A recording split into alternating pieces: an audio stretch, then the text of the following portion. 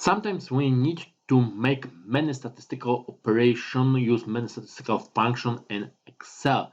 How can we do our job faster, quicker, using name ranges? So, for example, we have some function that sums all values from January. How we can name ranges and use them for our advantage in this situation. Let's start with simple example with some function. So for some function we have old equal shortcut in Excel, and just like that Excel will put sum for January, exactly range B2 to B6. But now we are on the sheet when we have the numbers, but when we go to our statistic sheet, when we try to sum values from January, it's much more tedious task because we have move between sheets and then write proper values, and reference we are using when we use values from other sheets isn't the easiest to understand. So we want to name those ranges. So we can select range, in our case column, and in name box write proper name that we would understand. So January for January, and we confirm the name using enter. And now when we use old equal shortcut under our values, Excel will automatically refer to range January, so B2 to B6 cells.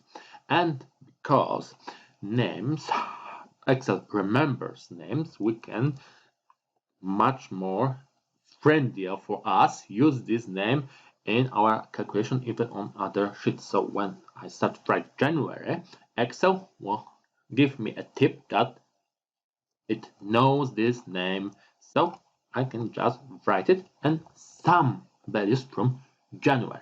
Okay, so make naming faster. Just select the other part of our data and with top row. The most important, we have to select top row and numbers beneath it. And then from formulas tab, use create from selection command or use Ctrl Shift F3 shortcut. And we can create names from selection from top rows. So when we name our ranges, the February range will be named February, March, April, and so on. So now in our statistic sheet, we can use those names also, but we can go even step further using reference to names. So I have January in B1 cell, but when I refer to B1 cell, Excel won't just simply convert value text from B1 cell to range because it takes text. So our sum function won't can add anything. We have to, first of all, let's look it on the rows. So $1 and then add indirect function to our calculation. And now indirect function change text to range, to reference to the proper range. And just like that, when I drag our formula the right, I will have sums for each individual month.